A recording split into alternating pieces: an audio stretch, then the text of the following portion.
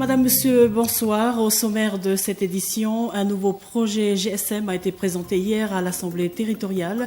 La société Xalu soumet cette nouvelle proposition comme étant simple et moins onéreux pour le territoire. Et ce soir, nous recevons sur ce plateau le vice-président de l'Assemblée territoriale, Mikael Kulimotoke. Avec lui, nous évoquerons ce nouveau projet GSM, mais aussi la grève du personnel Atos des internats de Lano et Sofala. Mais tout d'abord, en raison des mauvaises conditions météorologiques sur les 3 vols boursiers Futuna-Wallis programmés pour aujourd'hui, un seul a pu se faire. Il est arrivé ce matin à 10h30. Les 2 autres sont reportés à jeudi à 12h30 et à 16h30. Les 4 vols boursiers prévus pour demain mercredi sont maintenus. Arrivé à Wallis à 10h30 pour le premier, le deuxième 12h30, le troisième vol 13h30 et le dernier à 15h30. Image signée Mikael Valmofulu. À Futuna, les parents font tout pour trouver une solution au problème des internats de Lano et Sofala. La décision prise hier a été d'abord d'envoyer les internes du lycée, les élèves de terminale, ainsi que ceux qui doivent partir en stage aux îles Fidji et en Nouvelle-Calédonie. Les internes de Lano et Sofala doivent être envoyés chez les correspondants. Seulement, tous les élèves n'ont pas de correspondants. Certains parents essaient de trouver des familles pour pouvoir accueillir leurs enfants. Par ailleurs, les boursiers, pour la plupart, ne comprennent pas cette situation. Ils sont tous unanimes sur une chose, la nécessité pour eux de reprendre les cours rapidement. Reportage de Malia Fatima Maniulua et Tamulevai Maituku. Encore une journée de cours manquée pour les élèves boursiers de Futuna. Voilà ce qu'ils font en attendant des nouvelles de la situation. Palema est interne à Sofala et elle se prépare à aller en stage aux îles Fidji. Elle doit partir demain pour Wallis car elle a un correspondant qui peut la prendre en charge le temps de la fermeture de l'internat. Je devais déjà partir depuis longtemps, mais on nous a demandé d'attendre au cas où il y a une amélioration de la situation. Mais là, il n'y a rien de nouveau et ma mère est partie réserver ma place.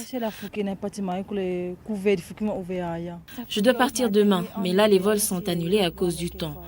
Je m'ennuie car je n'ai rien à faire ici et surtout je m'inquiète pour mon examen. Les internes du lycée sont les premiers à partir. Les élèves sont contents, ils vont enfin aller en cours. Le premier vol parti, voilà la surprise, le deuxième est annulé. Les conditions météorologiques ne le permettent pas. La joie des enfants et des parents laisse la place à la colère. L'internat du lycée est ouvert, mais ce sont les parents d'élèves qui nous retiennent par solidarité pour les internes de Lano et Sofala. Si cela dépendait de moi, il y a longtemps que je serais partie car je veux assister à mes cours. Si on était parti le week-end dernier, nous serions maintenant en cours.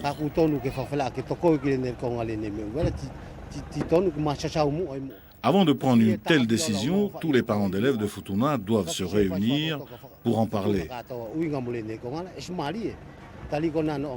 Cela n'a pas été le cas. Résultat, ils ont pris une décision qui bloque tous les élèves, ceux du lycée, ceux des collèges, et aujourd'hui, tout le monde est bloqué. Les parents d'élèves ont décidé hier d'envoyer d'abord les internes du lycée, tous les élèves de terminale et ceux qui partent en stage aux îles Fidji et en Nouvelle-Calédonie, ainsi que tous ceux que les parents veulent faire partir chez les correspondants.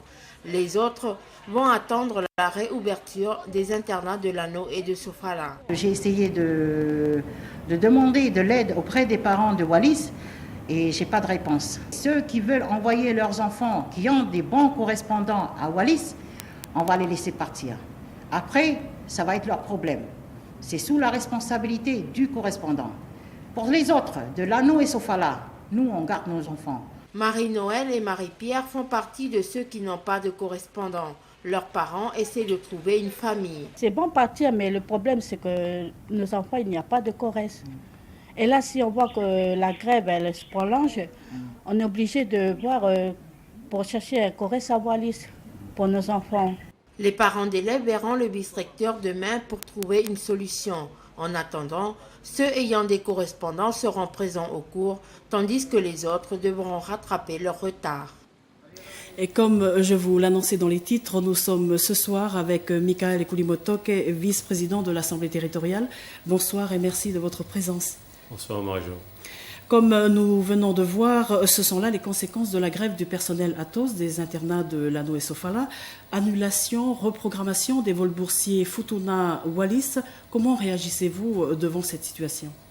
Écoutez, Marie-Jo, c'est pas faute d'avoir échangé suffisamment la semaine dernière avec les employés Atos et également vendredi matin avec les employés Atos et en plus de cela, les deux syndicats FO et UTFO.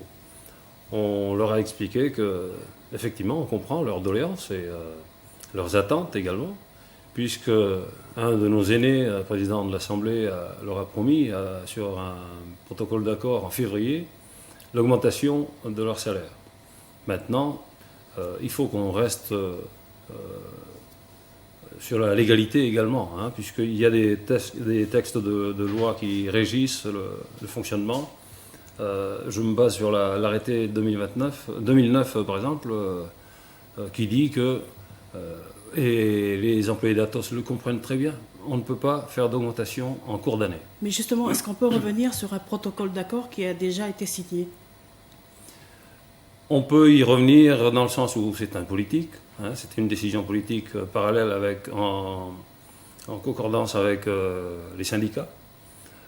Maintenant, en tant que politique, on peut également faire appliquer la continuité de ce protocole d'accord, hein, dans le respect de politique à politique. Mais je voudrais revenir en arrière pour dire que les grévistes devraient comprendre quand même qu'aujourd'hui, les élèves sont victimes du piquet de grève qui sont en train de monter, alors qu'on avait bien expliqué, on avait détaillé la situation et que légalement, il y avait des textes qui régissent leur situation, leur statut, qui veut qu'on est obligé d'attendre le mois de décembre, la prochaine session, pour pouvoir statuer sur leur situation et les doléances qu'ils ont présentées, à savoir une augmentation de salaire. Et justement, le personnel, quand vous leur avez donné ces informations-là, est-ce qu'ils n'ont pas compris? Mais écoutez, Marie-Jo, le syndicat FO et le syndicat UTFO ont tout à fait compris le message qu'on leur avait transmis. Maintenant, bien sûr, les employés Atos ont décidé, hein, ont choisi de poursuivre leur mouvement, le préavis et de le faire aboutir, le piquet de grève, ce qui nous amène à la situation actuelle aujourd'hui.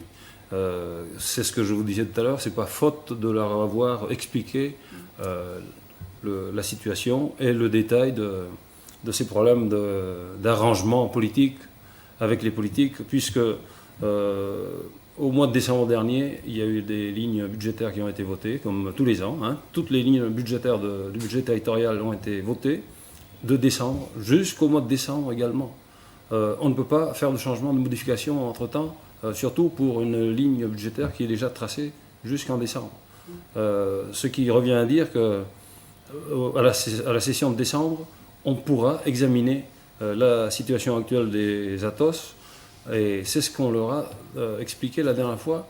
On n'est pas contre, on est pour poursuivre la proposition et la promesse de l'ancien président de l'Assemblée territoriale, mais il faut attendre la prochaine session, on va l'examiner avant et on va leur donner satisfaction au mois de décembre à la session. Mais en tant que vice-président de l'Assemblée territoriale, est-ce que vous pouvez laisser cette situation perdurer, sachant qu'il y a des élèves internes qui doivent passer, qui ont cours et qui ont des examens à passer en fin d'année? Je vous disais tout à l'heure, Marie-Jo, que notre souci premier, c'est la situation des élèves. On le sait, hein, tout le monde le sait, qu'actuellement, c'est le dernier trimestre, c'est le trimestre le plus difficile. Il y a les examens, il y a également les changements la progression, l'orientation. Et donc, ça nous peine d'autant plus qu'on avait expliqué à ces grévistes qu'on est en train de sacrifier le dernier trimestre des élèves, alors que la situation de l'augmentation des salaires est tout à fait claire. On leur a détaillé les conventions, on leur a démontré qu'on ne pouvait pas faire autrement qu'attendre 2 mois de plus, puisqu'ils se ils se plaignent d'avoir attendu 2 ans. Pourtant, le président de l'Assemblée territoriale est parti en mission. Ce n'est pas à fuir ses responsabilités? Je suis là pour le remplacer. Je suis vice-président et donc j'assume pleinement les fonctions de l'Assemblée territoriale en tant que telle. Et ce n'est pas fuir les responsabilités puisqu'ils partent pour une autre mission avec des dossiers importants qui concernent le territoire et dont l'enseignement également. Mais pour la situation actuelle, je suis là pour répondre à toutes doléances. Demain, on doit se voir avec le secrétaire général, le vice-recteur, le directeur de l'ADEC, avec les représentants des syndicats pour restatuer sur la situation actuelle des grévistes avec toutes les complications qu'on vous a détaillées, Marie-Jo. Restez avec nous, monsieur le vice-président, pour la suite du journal. Le GSM à Wallis et Futuna est devenu un marché très convoité. 3 premiers projets proposés lors d'un appel à candidature ont été déclarés infructueux par le préfet. Après cela, un accord de principe a été signé en Nouvelle-Calédonie en janvier, attribuant à l'OPT l'installation du GSM sur le territoire, dans un partenariat avec le SPT. Et à l'heure où une expertise financière et technique est demandée sur la légalité de ce partenariat, une 4e proposition vient d'être présentée aux élus. Le projet en question se voudrait simple et moins coûteux pour le territoire. Le reportage de Lafala Liufau et Jean-François Pokabassé. Ce matin, c'est très nuageux. Je pense que la pluie, il pleut même d'ailleurs, et ça peut voir toute la journée. Luc Danel vient d'appeler la Nouvelle-Calédonie avec son téléphone portable. Cet appel est possible avec l'utilisation d'un cœur de réseau situé en Europe et d'une clé 3G installée sur un ordinateur. Il s'agit certes d'un système léger, mais avec ce test, Luc veut démontrer que l'installation du GSM sur le territoire peut être facile, simple et rapide. Le projet globalement consiste dans une première phase à amener ce test pour expliquer que le téléphone est facile. Ensuite, évidemment, pouvoir apporter une réponse rapide au niveau des jeux. Et puis également, j'allais dire, amener une société wallisienne à exploiter son propre téléphone sur le sol wallisien, évidemment. Luc est le président d'une société d'audit, logiciels et solutions informatiques Xalu. Dans son idée, le cœur du réseau sera installé à Wallis, une proposition d'ailleurs faite par 2 des premiers projets. Mais à la différence de ces derniers, Luc propose une gestion de l'entreprise, notamment financière, complètement wallisienne, avec la participation des habitants du territoire. À Wallis, 3 antennes seront placées dans chaque district pour assurer la couverture, pouvant aller jusqu'à 10 km au large à partir du rivage. Pareil pour Futuna, avec cependant plus d'antennes en raison du relief de l'île. Pour ce qui est du coût, le projet n'est pas encore totalement chiffré pour l'instant. Nous sommes dans un stade d'expérimentation, mais effectivement, tout nous laisse penser que une fois qu'on aura déterminé le périmètre exact, aujourd'hui nous ne sommes que sur des données techniques et nous devons affiner les équipements nécessaires. On peut imaginer que nous serons à quelques centaines de millions et non pas à un chiffre fatidique qui est au-delà et bien au-delà du milliard de francs CFP. Ce serait à la demande du vice-président de l'Assemblée territoriale que ce nouveau projet est aujourd'hui proposé. Une question se pose, pourquoi une 4e proposition ne voit le jour que maintenant, juste au moment où une expertise technique et financière est demandée sur la faisabilité du projet OPT? On reparle de la dernière hausse des tarifs des carburants. Vendredi dernier, le collectif des usagers et l'association Plus Jamais Ça, qui conteste l'arrêté préfectoral en vigueur depuis début septembre, avaient donné 48 heures au chef du territoire pour annuler cette décision. Hier encore, les 2 associations ont réitéré leur requête, mais en vain. Aujourd'hui, elles décident de porter l'affaire devant le tribunal administratif. Je vous propose d'écouter Gaston Lotuitefouka, président de l'association Plus Jamais Ça. Il est interrogé par Anna Vakalepou et Michael Valungfou. On n'est pas satisfait, bien entendu, puisqu'il est tout à fait normal qu'il ne peut pas revenir sur sa décision. C'est un principe gouvernemental. Mais nous allons mettre cette affaire sur le tribunal administratif. Nous allons faire un référé qui va être déposé, je pense, demain matin. Donc il y a urgence. Sur le deuxième volet de l'affaire, qui est de parler dans le fond de la SOAFEP, etc., nous l'avons dit que nous sommes opposés, ce n'est pas la population de payer les investissements, ça peut se réguler sur les bénéfices des sociétés. Pour nous, il faut qu'il y ait une expertise et puis il y a eu des prêts dans le temps qui sont peut-être, je ne sais pas, ont servi à quoi, 350 millions, plus maintenant il faut avancer 100 millions sur les travaux, c'est pas normal. Et en attendant que le préfet revienne de mission, qu'est-ce que vous faites, vous? On n'a pas besoin d'attendre le préfet revienne de mission. Demain, après-demain, nous allons continuer notre lutte. Nous allons nous joindre d'ailleurs aux mouvements qui se passent, tous les mouvements sociaux qui vont se passer ici, nous les appuyons. Oui, Monsieur le Vice-président, que pensez-vous de la réaction de Monsieur Loutoui Tefouka concernant leur démarche pour justement annuler l'arrêté sur la hausse des prix du carburant et du gaz? Je pense que ça, c'est du ressort du territoire, bien sûr, à revoir avec le préfet, puisque les anciennes mandatures ont donné par convention ce pouvoir au préfet. Alors maintenant, il va falloir refaire la marche arrière. C'est un peu aléatoire. Pour revenir au nouveau projet GSM présenté à l'Assemblée hier, vous confirmez, Monsieur le Vice-président, que vous avez fait vous-même la démarche, comme annoncé dans le reportage? J'ai été contacté et donc j'en ai profité pour faire venir, pour inviter, pour venir à Wallis,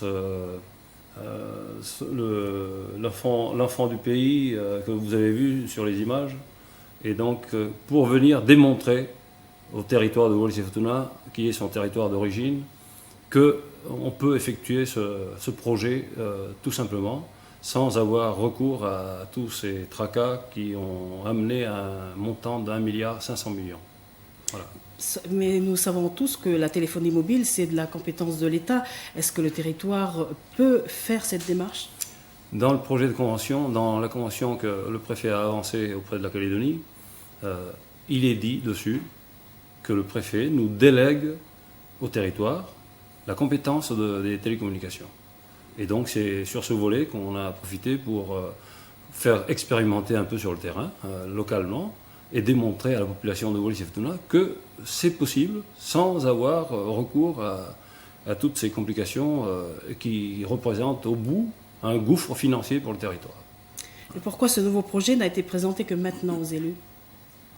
Ça, c'est suite à la connaissance du public du fameux projet en partenariat de l'OPT calédonien avec le SPT de Wallis-et-Futuna.